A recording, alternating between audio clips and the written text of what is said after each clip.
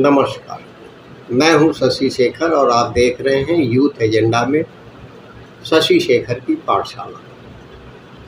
आज का विषय है क्या बांग्लादेश की तरह भारत में चुनी हुई सरकार को अपदस्थ करने की कोई षड्यंत्र विदेशी ताकतों द्वारा चलाई जा रही, खासकर अमेरिका जैसी महाशक्ति के द्वारा। जी हाँ, यह प्रश्न इसलिए उठ रहा है क्योंकि रशिया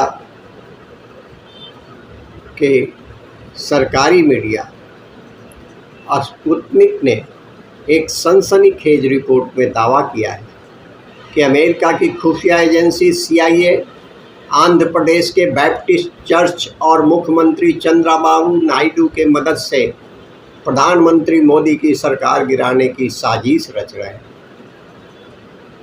प्रधानमंत्री नरेंद्र मोदी एक वैश्विक नेता के रूप में उभरे हैं। माना जाता है कि दुनिया के अधिकांश देश मोदी की बात सुनते हैं। भारत किसी भी विदेशी ताकत के आगे झुकता नहीं। रूस से तेल खरीदने सहित भारत की कई विदेश नीतियां विरोध के बावजूद अमेरिका समेत कई देशों की नाराजगी का कारण बनी। अब यह बात सामने आई है कि मोदी सरकार को उखाड़ फेंकने के लिए अमेरिका की खुफिया एजेंसी CIA पर्दे के पीछे से बड़े पैमाने पर प्रयास कर रही है। रूस के सरकारी मीडिया स्पुतनिक ने अपनी रिपोर्ट में दावा किया है कि CIA आंध्र प्रदेश के बैप्टिस्ट चर्च और विपक्षी नेताओं के संपर्क में और आंध्र प्रदेश के मुख्यमंत्री चंद्रबाबू नायडू के मदद से मोदी सरकार को गिराने की एक बड़ी साजिश रच रही है। स्पुतनिक मीडिया की इस रिपोर्ट ने हंगामा मचा दिया है। इससे पहले बांग्लादेश सरकार को उखाड़ फेंकने का आरोप भी अमेरिका पर लग चुका है। अब स्पुतनिक ने अपनी रिपोर्ट में भाजपा सरकार को गिराने की अमेरिकी साजिश का दावा किया। रिपोर्ट में इसके समर्थन में कुछ घटनाओं का उल्लेख किया गया है। रूसी मीडिया ने अमेरिकी राजदूत और कुछ अधिकारियों द्वारा बार बार भारत के विपक्षी नेताओं के साथ बैठक करने पर चिंता व्यक्त की। रूसी मीडिया के अनुसार जल्द ही मोदी सरकार के खिलाफ अविश्वास प्रस्ताव लाया जा सकता है।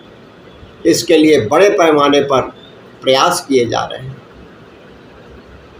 रिपोर्ट में दावा किया गया है कि अमेरिका खुफिया एजेंसी CIA, जो विपक्षी नेताओं के साथ लगातार संपर्क में है, ने कुछ नेताओं की मुलाकात की है और बातचीत की है।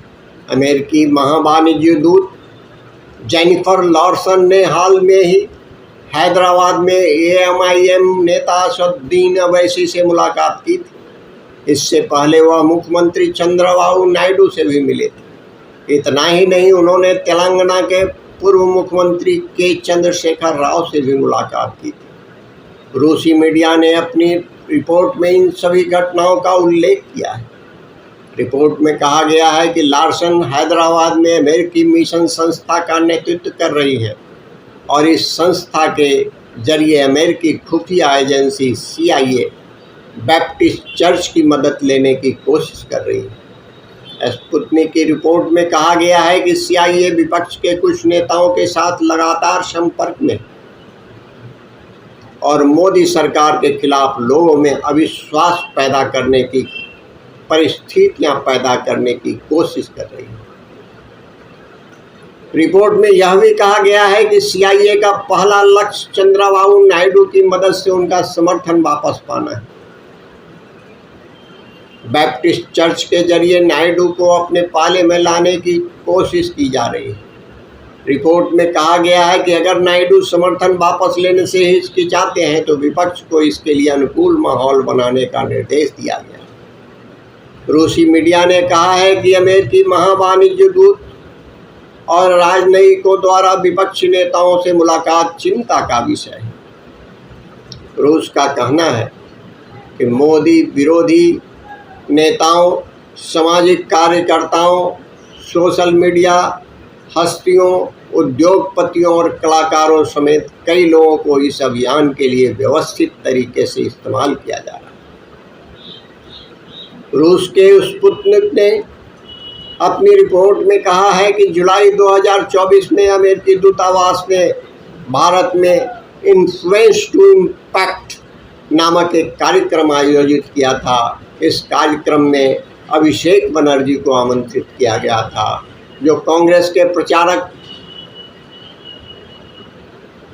को बढ़ावा देते हैं और यूट्यूब के माध्यम से आधे सच फैलाकर मोदी सरकार के खिलाफ काम करते हैं।